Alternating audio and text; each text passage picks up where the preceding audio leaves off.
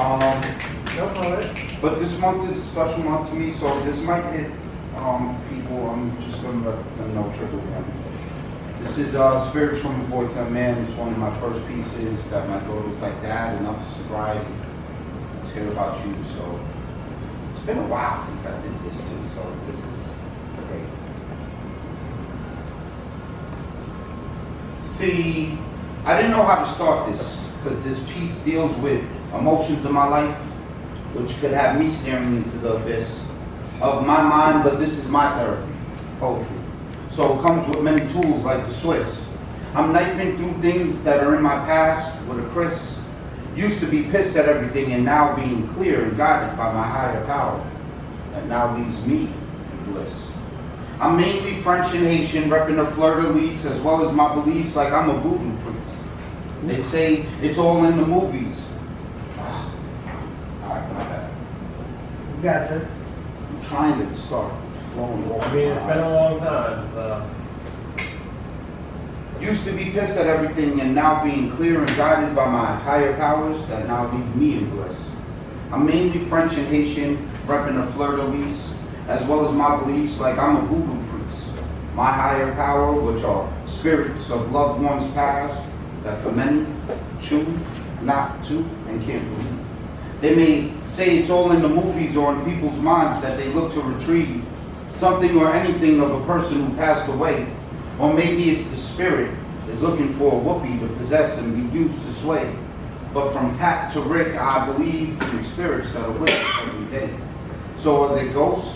If they are they good or bad? The dark can make people jittery.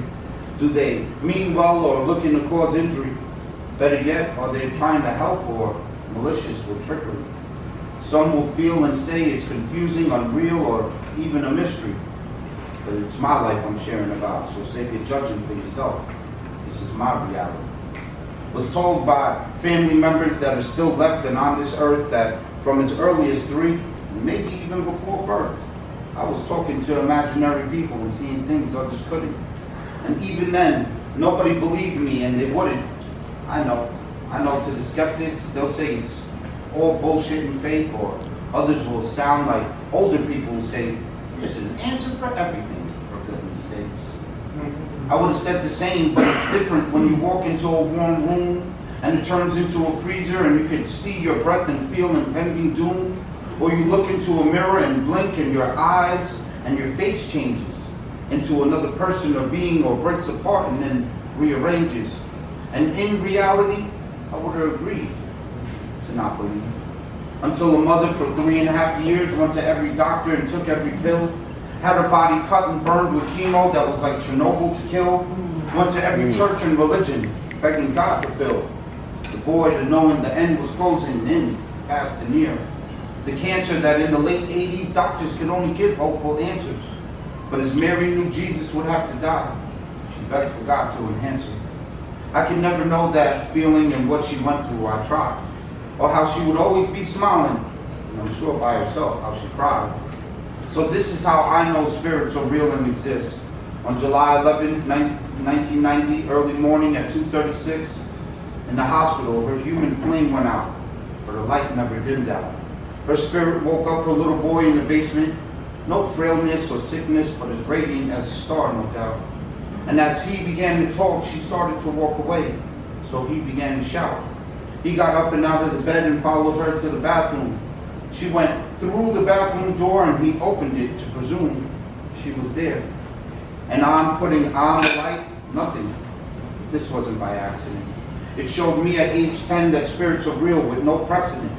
The little boy, confused but mind not rattled, made his way back to the bed and under the blankets and did not babble.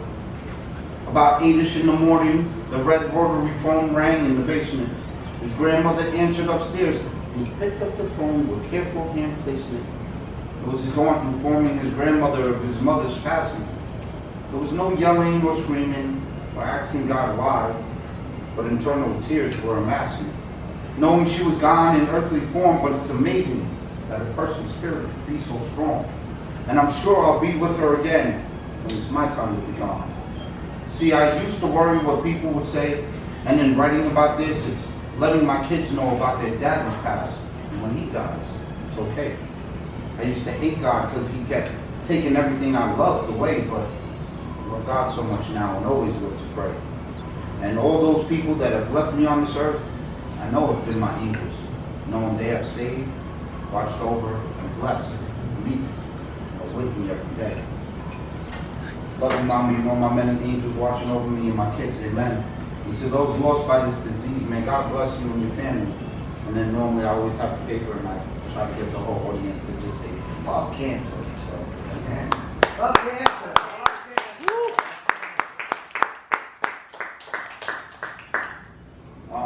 Yeah, so when I told MT I was coming out to Jersey, I was like, you know what, like I used to hit like 8 mics in a week, and now it's been kind of here and there, and you know, this month makes 37 years since she passed, but you know, like, again, you know, for me, you know, God willing, God willing, at the end of the month will be 4 years, I'll be sober, and that's kind of what inspired everything for me, right? And you know, I went from just writing a couple pieces in rehab to now writing over 500 pieces, creating a label, and you know, getting a book together. You know, like this is crazy. So Proud of you. yeah, Thank you. I'm proud of all of you. You know, like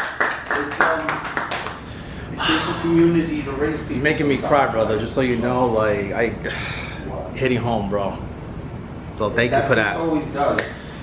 Thank you for that, bro. Thank you for that, 'cause that's real. But the thing is they're always with us if you choose to believe it. You know, you'll see signs without even having to look. Trust me on that. They all been through us. Oh yeah, 100%. Sure. So this is some new shit. I never really write this. New shit. Good. I've been writing a lot, and I just haven't been hitting mics, so I'm gonna try This this is our out. first time we getting the first one. Yeah. Hey. Oh This is snap. called I Pledge. Good morning, class. Are you guys ready for the new school day ahead? Hope you guys are. Hey, Paul, it's your turn for the Pledge of Allegiance. Oh, okay. Good morning, class. I pledge allegiance. I pledge allegiance. I pledge allegiance to myself. How can I pledge allegiance to a country with a government that tested from Tuskegee to LSD on ordinary people like you and me? Created AIDS to pacify minorities, along with breeding hate to eliminate gays, made drug laws against minorities a crazy penalty while supporting heroin, while supplying heroin in soldiers' bodies. Started wars to conquer. You got this. I don't know. It's a weird word. Take your time. I hate spell checker with that. Started wars to conquer, to strengthen military and government priorities, and all the while, the rich were getting richer with political policies. To the fake war on drugs, because in the 70s and 80s, just think about all the cocaine in sex parties being held just for the upper societies, only for the secret recipe to come out on turning the white lines to a rock, making fiends the opposite of sobriety, on cooking the best dish just for it to smash and crack, plaguing the inner cities, only to hear how bad are these minorities, creating a stigma, knowing crack would make fatherless families, arrests go up, now we have the ball rolling, the prison system tragedies. From the KKK seeming to be just okay, but Black Panthers or Nation of Islam, no way. From the concentration camps, the internment camps, on people that started as friends that now lead to foes. To those ships that landed on Plymouth Rock, starving. To those ships that landed on Plymouth Rock, starting from the native Indians all the way to Japanese in World War II, to our current Guantanamo, to erasing our past and history from school books of the minorities that shaped this country's history. What's next? We never really had slavery? Never to forget how close it was for the last internment for Muslims. That would have been a travesty. Right war, Afghanistan, wrong war, Iraq. Amazing how they spun the news with fallacies, only for the truth to come out years later in the books and magazines. Only to see recently how kids were in cages, split from their parents like they were in quarantine. Somebody please call 911. Because it's more than buildings going down. 911, what's your emergency? I need help, only to hear, if this is an emergency, please press 1. That's some shit I wish I could make up. Because police seem to be colorblind, only seeing white. So how could they ever have my back for me to rely on the blue and red lights? That just seems to allow the rich to get richer, robbing our societies and creating more monopolies. Isn't that considered travesties how they step? See, my bad. With them saying it's all legal in the books, smiling in our faces with their sarcastic looks. We're born on this pledge, body and head facing a flag, standing stiff and still like our feet is on this ledge. Recite, hand on your heart. Sounds like it's the pot calling the kettle black, when this whole country has been built on immigrants' backs, with some to receive just a little currency to the slaves that worked in the fields for free. Don't forget this country's climate, that black and brown need to learn self-defense, because global warming, shit in this country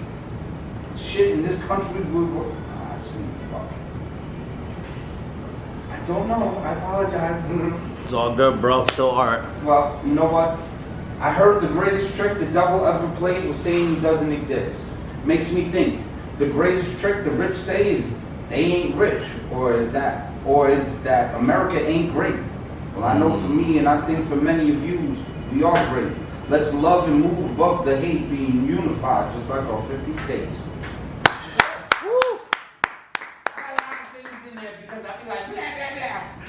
So yeah, I'm founder and created Spoken NYC. Please, my house is your house. Thank you so much for meeting me, brother. We do 3 monthly shows, 1 in Long Island, 2 in the city. Also a free workshop. We're doing our 3-year anniversary on a rooftop in Long Island City. We got 30 or 40% off tickets. Just put 3 years or something like that. I can give you the information. I'm giving it to everybody. If you have money, that's great. If you don't have money, just hit us up. I want you there more than worry about money. Thank you.